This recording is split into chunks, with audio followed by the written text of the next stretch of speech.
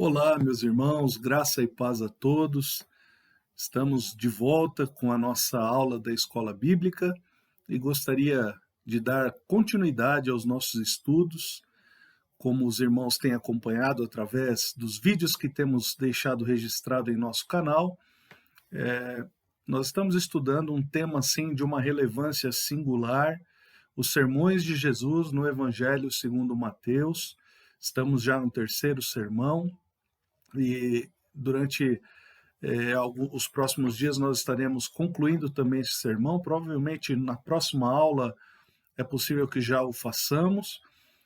Semana passada nós demos início a esse terceiro sermão, quando falávamos da parábola do semeador. Então, acesse a aula anterior, a aula de número 12, um conteúdo muito bom, muito edificante, tenho certeza que vai somar na tua vida. E hoje nós queremos falar de uma parábola que tem assim um significado muito especial, que é a parábola do trigo e do joio, ou como em algumas Bíblias vem ali naquele títulozinho, né, acima da perícope.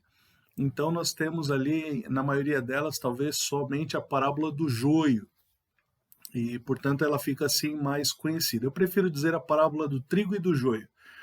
Essa é uma parábola que não está registrada em todos os evangelhos, é um material exclusivo do Evangelho de Mateus, né, do Evangelho segundo Mateus.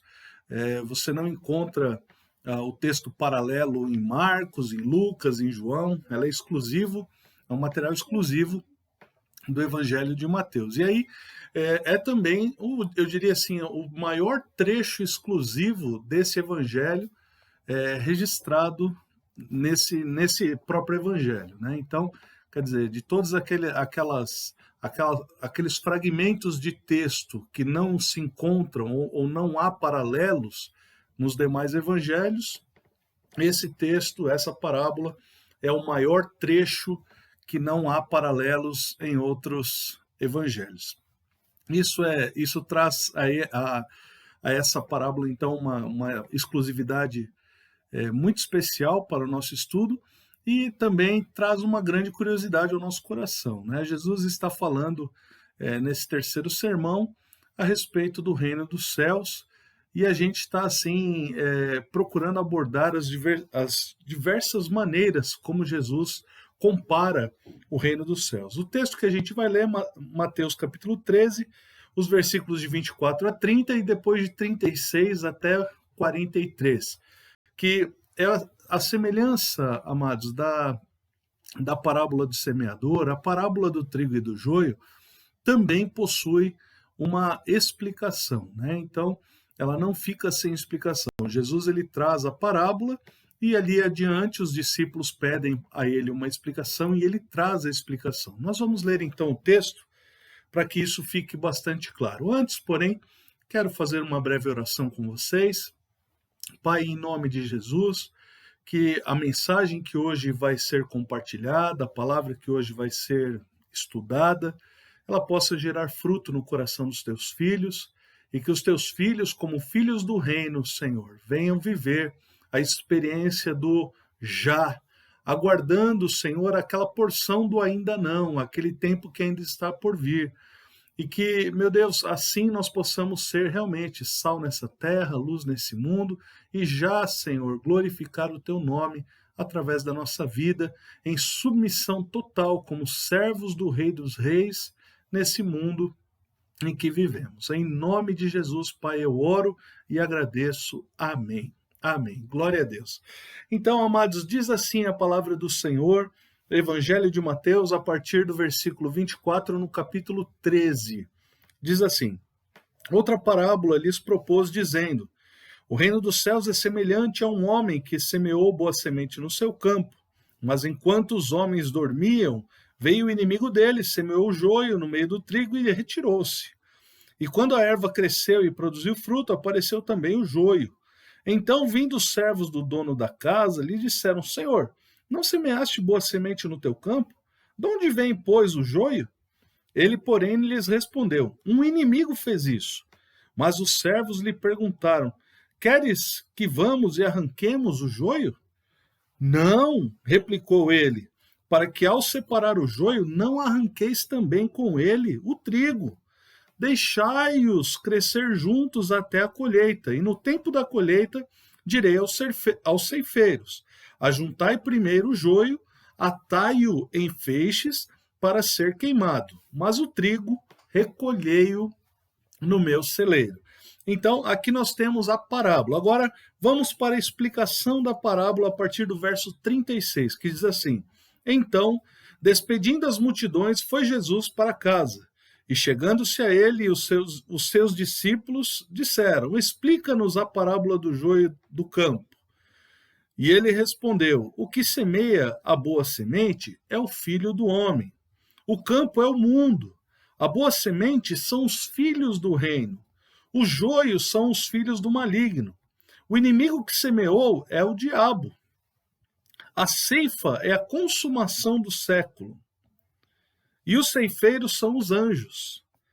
Pois assim como o joio é colhido e lançado ao fogo, assim será na consumação do século. Mandará o Filho do Homem os seus anjos, que ajuntarão do seu reino todos os escândalos e os que praticam a iniquidade, e os lançarão na fornalha acesa. Ali haverá choro e ranger de dentes. Então os justos resplandecerão como o sol no reino de seu Pai. Quem tem ouvidos para ouvir, ouça.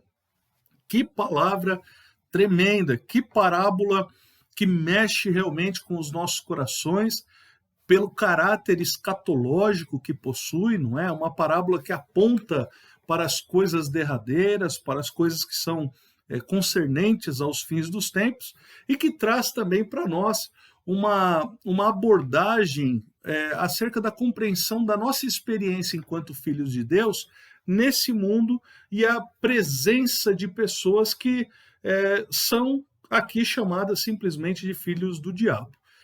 Veja, amados, que o texto, então, ele vem nos propor algumas coisas, né? Jesus, ele diz assim: o reino dos céus é semelhante a um homem que semeou a boa semente no seu campo. Segundo a própria explicação, veja que se nós pegarmos a partir do verso 24 e olharmos para o verso a partir do verso 36, o paralelismo ele é perfeito, não é? Então, na medida em que a parábola é anunciada, há uma explicação imediata, de forma que nós vamos tirar daqui grandes lições, mas não haverá dúvida em relação àquilo que Jesus estava dizendo. Olha que interessante. A primeira coisa que eu gostaria de pontuar é que na parábola do semeador, o Senhor Jesus ele diz: eis que o semeador saiu a semear. A semente naquela ocasião era, na verdade, a palavra de Deus. Aqui na parábola do trigo e do joio, ou na parábola do joio, a semente ela não é a palavra mais, mas a semente ela é o fruto da palavra, ou seja, a semente é o próprio filho do reino, o filho de Deus. Então preste atenção, o reino dos céus é semelhante a um homem que semeou boa semente no seu campo. Então vamos começar daqui. O reino dos céus é semelhante a um homem que semeou boa semente no seu campo. A boa semente no seu campo diz respeito, não é? Vamos lá direto para o versículo 36 e 37 e a gente vai entender o seguinte. A partir do 37, ele respondeu: o que semeia boa semente é o filho do homem. Ora, o que semeia é o próprio dono do campo, não é? O dono saiu no seu campo para semear. O campo, por sua vez, está dizendo no versículo 38 que é o mundo. A boa semente são os filhos do reino. Então, veja, meus irmãos, que Jesus é ele mesmo quem se encarrega de espalhar pelo mundo os seus filhos, os filhos do reino, de forma que os filhos de Deus, quando espalhados pelos quatro cantos da terra, eles simplesmente povoam o mundo, eles povoam toda a terra. E esse povoar a terra implica necessariamente numa vida que seja de acordo com os princípios do reino de Deus.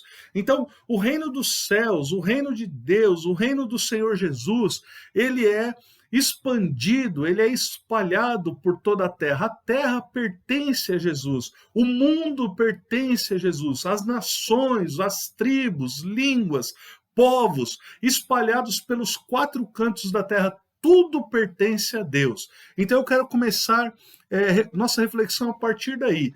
Veja, se todas as coisas pertencem a Deus e nós, como filhos do reino, não é? Nós que somos a semente que representa os filhos do reino, nós devemos então viver de acordo com a vontade daquele que nos estabeleceu, daquele que simplesmente nos chamou para vivermos a realidade desse reino.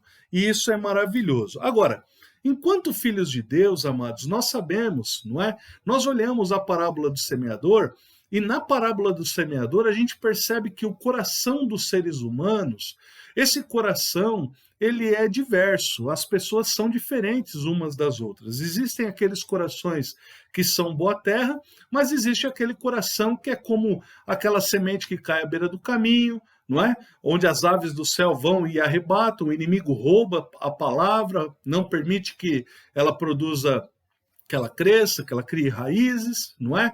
Ou então como aquela porção da palavra que caiu em terreno rochoso, ou seja, não foi possível criar raízes profundas, então simplesmente essa semente não prosperou, ou aquela outra que caiu em meio aos espinhos e as coisas desse mundo, os prazeres dessa terra vieram e sufocaram, não é? Então, são muitas as possibilidades de um coração que não recebe a palavra de Deus. Mas existe aquele coração que é boa terra e que acaba por se tornar aqui, nessa outra parábola, a referência da boa semente que é semeada no campo. Agora, por que eu estou falando isso? Porque uma parábola aponta para a realidade humana. O ser humano ele lida com questões que lhe são próprias e são decorrentes da sua realidade enquanto pecador. Nós lutamos, ainda que estejamos agora resgatados por Cristo, ainda que tenhamos sido por Ele encontrados enquanto estávamos perdidos, ainda que nós tenhamos experimentado, e espero que isso seja uma verdade na vida de todos os que prestigiam esta aula, não é? De terem nascido da água, nascido do Espírito, nascido de novo, sejam verdadeiros filhos de Deus.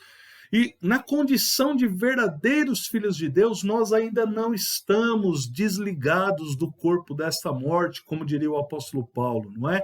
Então, nós ainda precisamos ter os nossos corpos glorificados. Até que esse momento chegue, nós estamos lutando constantemente com as inclinações que este corpo nos faz possuir. Então, o pecado, ele está constantemente nos assediando. O inimigo, por sua vez, ele está constantemente ao nosso derredor, buscando a quem possa devorar. E tudo isso é uma verdade das batalhas que nós travamos no âmbito espiritual. O que essa parábola do trigo e do joio vai nos mostrar é que não se trata apenas das questões que lidamos dentro de nós, ou seja, não se trata apenas do pecado que nós ainda temos conosco, que é fruto da nossa velha natureza e que ainda não conseguimos nos desvencilhar completamente, não é? Nós sabemos que quando nós nascemos de novo, amado, ainda que isso seja uma verdade nos nossos corações, é necessário nos despojarmos da velha natureza, matarmos a nossa velha natureza, não é? Jesus ele fala: fazei, pois, morrer a vossa velha natureza, ou a vossa natureza terrena.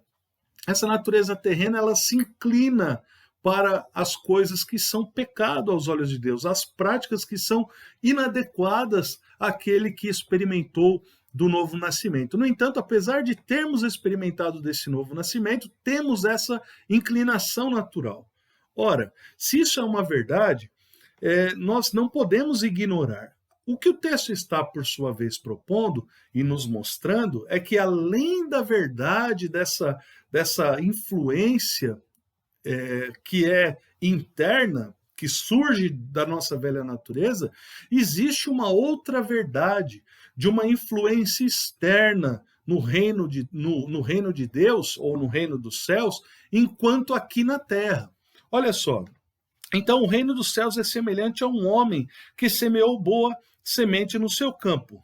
E aí vem uma palavrinha aqui, mas... Enquanto os homens dormiam, veio o inimigo dele, semeou o joio no meio do trigo e retirou-se. Veja só, que maldade fez o inimigo do dono da terra. Amados, Jesus deixa claro do que se trata isso daqui, não é? Olha lá, versículo 39, ele vai dizer o seguinte: o inimigo que semeou é o diabo. Né? O inimigo que semeou é o diabo. O joio, por sua vez, são os filhos do maligno. Veja que Jesus deixa nessa parábola a coisa assim de uma forma bastante explícita, mostrando que há só dois tipos de pessoas: os filhos do reino e os filhos do maligno, os filhos de Deus e os filhos do diabo. Não há outro tipo de pessoa, não há um terceiro tipo de pessoa que fique ali naquele meio termo. Olha, eu não sou nem filho do diabo nem filho de Deus. Isso simplesmente não existe, não é? Então, ou a pessoa ela já se encontra na condição de filho de Deus, nasceu de novo, foi lavado, remido pelo sangue do Cordeiro, justificado por meio da fé em Cristo, não é? Se encontra agora no Senhor, ou ela está ainda na condição de escravidão pelo pecado e, infelizmente, condenada à morte eterna. É claro que quem são as pessoas, quem são as sementes, nós não sabemos. Não é? E o texto vai nos mostrar que nós não temos realmente como identificar com precisão antes da hora. É somente no momento certo que essas coisas vão se manifestar. Veja, então o inimigo ele é aquele ser, não é? Aquela pessoa que veio no campo deste homem, que no caso aqui é o próprio Jesus. Então veio o diabo e semeou a sua própria semente, o seu próprio joio. Qual que era a intenção do diabo ao semear o joio no meio do trigo? O que Jesus está mostrando aqui? Que os filhos das trevas, os filhos do diabo, eles convivem no mesmo espaço que os filhos de Deus nesse mundo. E a convivência desses filhos das trevas, ela traz, por sua vez, um enfraquecimento aos filhos de Deus. O joio, queridos, ele é uma espécie de erva daninha. Ele existe somente para tirar da terra os nutrientes ou sugar a energia da terra para enfraquecer aquele que vai de fato produzir fruto e que será guardado no celeiro. Então, é importante nós entendermos isso, não é? Então, veja que aqueles que estão vivendo debaixo de jugo de Satanás, aqueles que são escravos do pecado, aqueles que são filhos do maligno, assim chamados nesta parábola, essas pessoas, a iniquidade está presente, os escândalos estão presentes, e por causa dessa verdade na vida delas, isso tudo tem uma tendência a enfraquecer os filhos de Deus. Agora, é claro que nós vamos perceber em outras parábolas, não é? Nós vamos falar sobre isso, nós vamos falar sobre a parábola do grão de mostarda, vamos falar depois da parábola do fermento, especialmente a parábola do fermento. Nós vamos poder perceber que o Filho de Deus ele precisa ser influência e não se deixar influenciar. Mas isso nós trataremos no momento oportuno. Agora, enquanto nós nos detemos aqui na parábola do joio, perceba, queridos, isso é uma realidade. Se Jesus está usando dessa parábola, nós podemos usar daquilo que é exemplificado pelo Senhor para tirar conclusões importantes a respeito da vida espiritual. Evidentemente que se nós estamos cercados de joio, se nós não nos cuidarmos, é evidente que nós vamos ter as nossas forças diminuídas, não é? Ou seja, quando o cristão ele se esforça para viver uma vida de retidão, de santidade, não é? E ele está cercado de situações que não são aquelas que eu diria assim, apropriadas para a vida do Filho de Deus. Na medida em que estas coisas o influenciam, elas tiram sim a sua força, o seu vigor, não é? Ele não deixa de ser trigo, ele não deixa de ser destinado a ser colhido nos celeiros do Senhor, mas o seu vigor naquela ocasião, naquele momento, ele é diminuído. Não é? Ele é diminuído, ele não está conseguindo, por conta dessa presença, viver a plenitude daquilo que ele poderia viver. E isso é tremendo de nós identificarmos aqui nesse texto. Então veja só, então vindo os servos, versículo 27 diz assim, então vindo os servos do dono da casa lhe disseram, Senhor, não semeaste boa semente no teu campo? De onde vem, pois, o joio? Não é?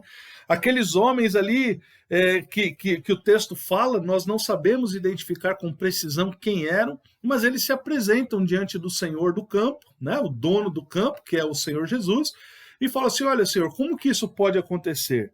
E aí o versículo 28 traz uma resposta, e Jesus diz assim, olha, um inimigo fez isso, mas os servos lhe perguntaram, queres que vamos e arranquemos o joio?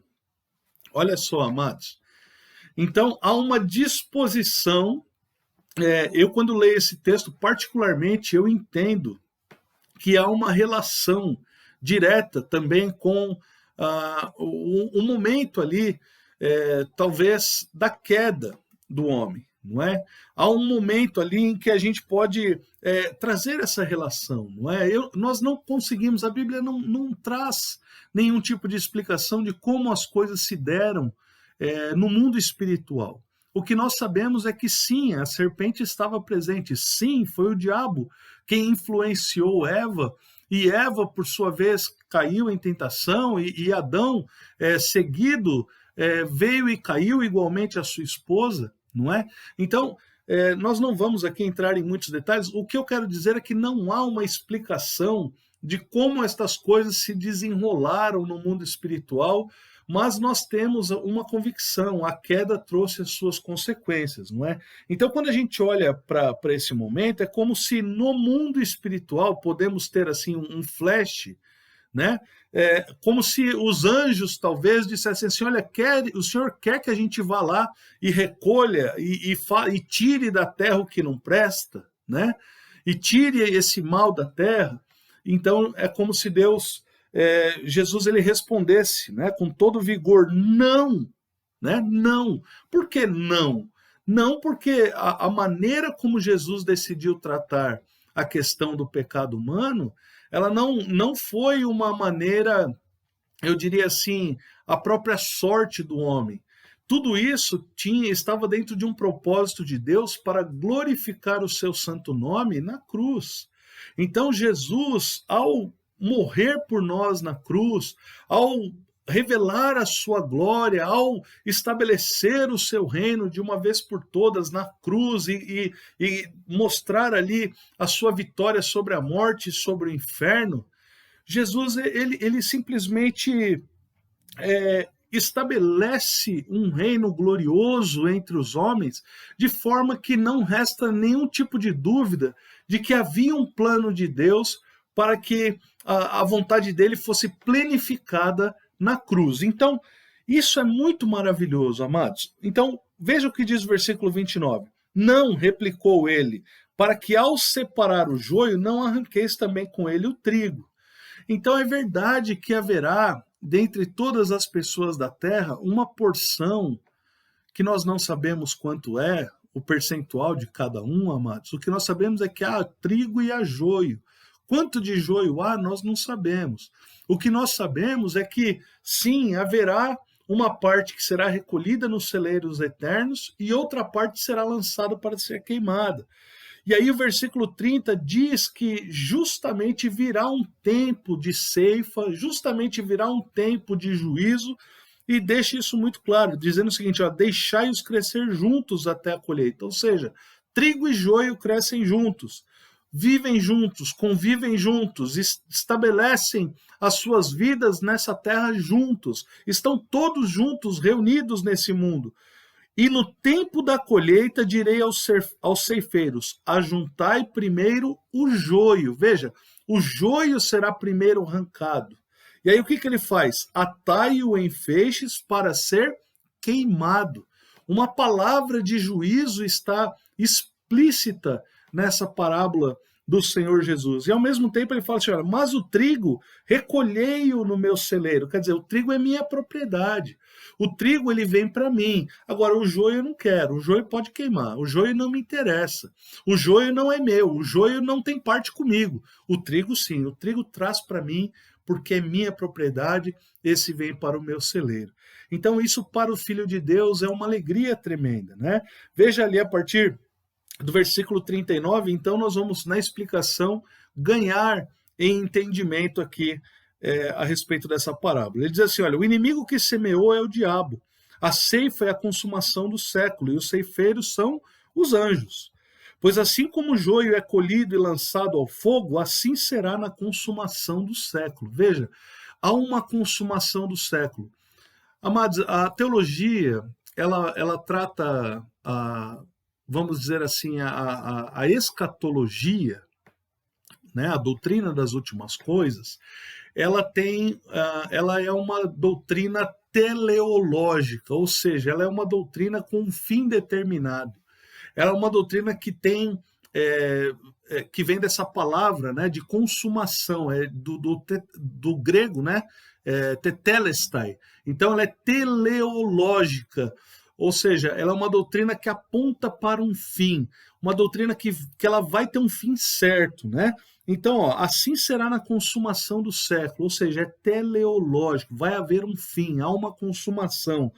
Então, o mundo como nós conhecemos, a vida como hoje nós temos, isso não será mais assim. Há novos céus e uma nova terra, há realmente um novo tempo para ser estabelecido na sua plenitude, né? E daqui a gente começa a ter a ideia escatológica, amados, do que a teologia também chama do já e o ainda não. Quer dizer, nós somos as sementes do reino, nós somos os filhos do reino. Nós estamos aqui hoje e agora. Enquanto plantados nessa terra, nós já somos os filhos do reino. Mas, juntamente conosco, estão os filhos do maligno, os filhos do diabo. Tanto nós como os filhos do diabo seremos ceifados. Ou seja, o que acontece quando há ceifa? O trigo ou o joio, ambos, serão arrancados dessa terra. Não é? Então, nós seremos removidos dessa terra, assim como o joio. E o joio será lançado, então, no fogo. Nós vamos ver aqui, a partir do versículo 40, os detalhes disso. Não é? Agora, preste atenção, queridos, se nós vamos ser arrancados da terra, desarraigados desse mundo, não é? É porque, de fato, com os nossos corpos glorificados, nós vamos experimentar a verdade de um novo céu e de uma nova terra. Isso é o que deve encher os nossos corações. Vejam um detalhe importante aqui. Então, versículo 40. Pois assim como o joio é colhido e lançado ao fogo, assim será na consumação do século. E aí agora os detalhamentos disso. Mandará o Filho do Homem os seus anjos, que ajuntarão do seu reino todos os escândalos, e os que praticam a iniquidade. Então veja, tudo aquilo que é horrendo, tudo aquilo que é mal, tudo aquilo que é perverso, tudo aquilo que tem parte com as trevas, será juntado pelos anjos de Deus, de forma que como feixes serão recolhidos, não é? E aí olha o versículo 42, o que diz, e os lançarão na fornalha acesa, ali haverá choro e ranger de dentes. Meus irmãos, não há como nós pensarmos numa doutrina que seja, por exemplo, universalista à luz desse texto, não é?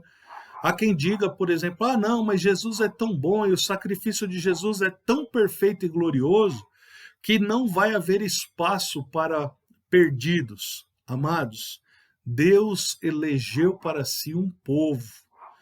Os eleitos vão viver a plenitude das bênçãos e das promessas de Deus, porque receberam de Deus essa maravilhosa graça. Então a eleição é para o povo de Deus. Agora, existe um povo que não é povo de Deus, infelizmente. Esse povo, não é? Ele também vai glorificar a Deus, mas vai glorificar a Deus porque vai revelar que esse Deus soberano, que é Senhor dos céus e da terra, que é amor, que é graça, é também justiça. É também um Deus que opera o seu juízo. Então Deus, por ser pleno, por ser gloriosíssimo, não é? Ele vai realizar todas as coisas segundo a sua vontade e ninguém pode impedi-lo. Evidentemente, amados, que o papel da igreja não é aguardar para que, olha, tomara que todos sejam joio e que sejam lançados no fogo do inferno. Não, amados, jamais. O nosso papel, enquanto servos do Deus Altíssimo, é anunciar o evangelho da salvação. Nós não sabemos quem são o joio, quem é trigo. Nosso papel é pregar, nosso papel é anunciar, nosso papel é falar de Jesus. O joio e o trigo vão ser recolhidos não por nós, segundo o texto, mas serão atados em feixes pelos anjos. É assim que nos fala. É misterioso para nós. O nosso papel é pregar o evangelho, não é? É anunciar a salvação em Cristo Jesus. É dizer ao perdido: arrependa-se dos seus pecados, converta-se dos maus caminhos e receba o perdão de Deus.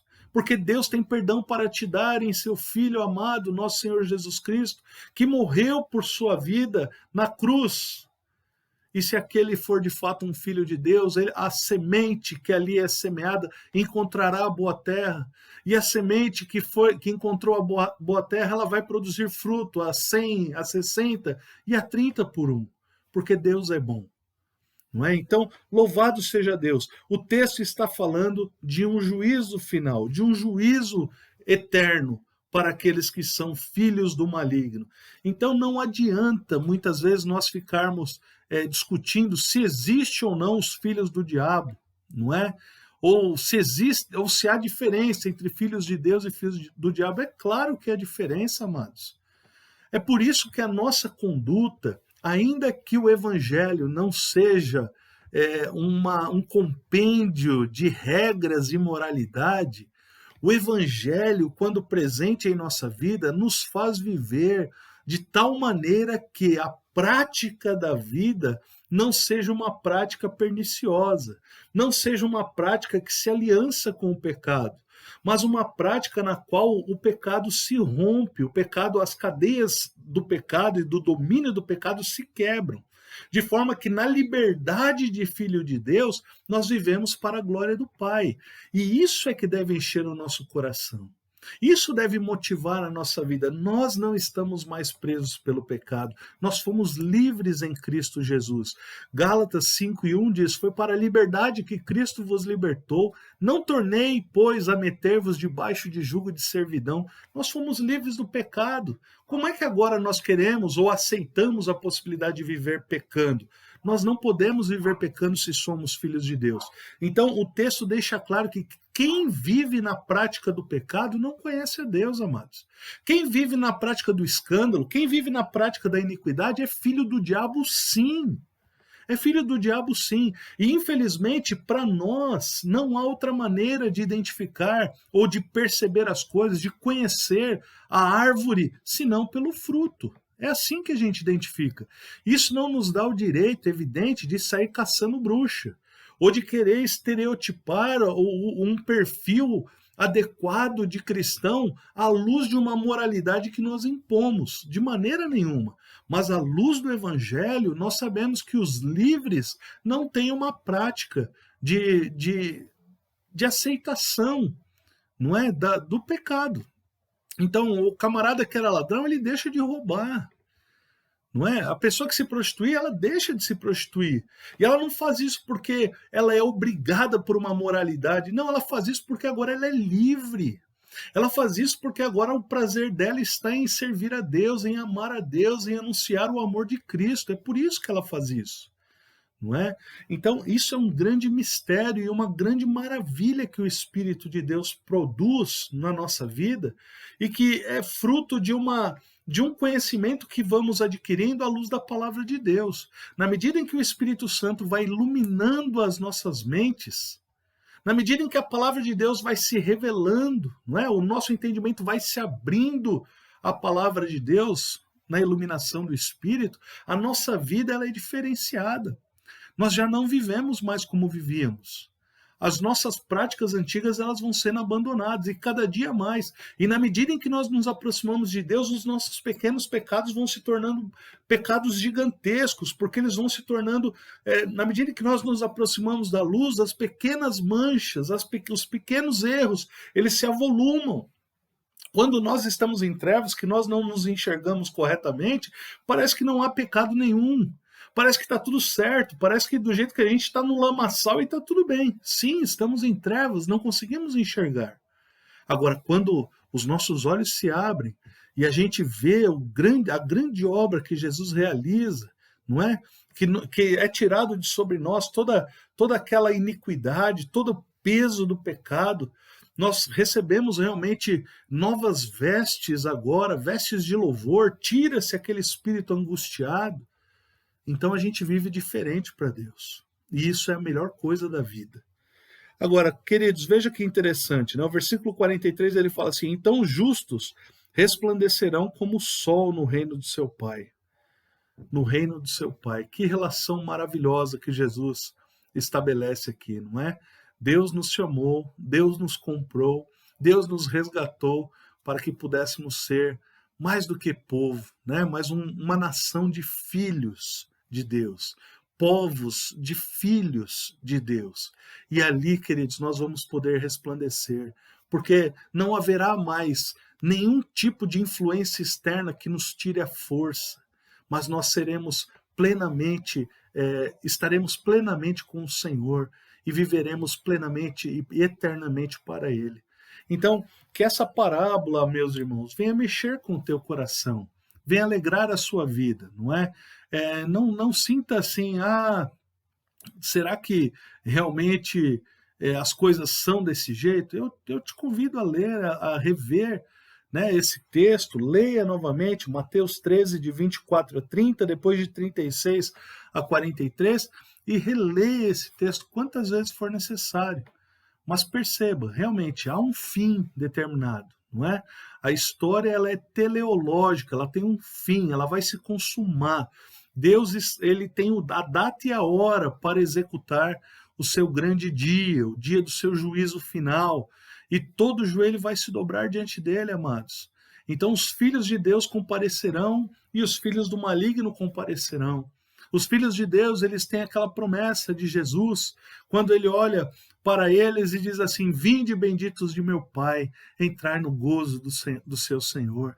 É isso que nós aguardamos, esse é o momento que nós tanto ansiamos, o momento em que nós vamos nos deparar com o Mestre, e ele vai sorrir, e ele vai dizer: venha, filho, e nós vamos poder entrar no gozo eterno do Senhor, e ali permanecer por toda a eternidade. Isso é maravilhoso, não é?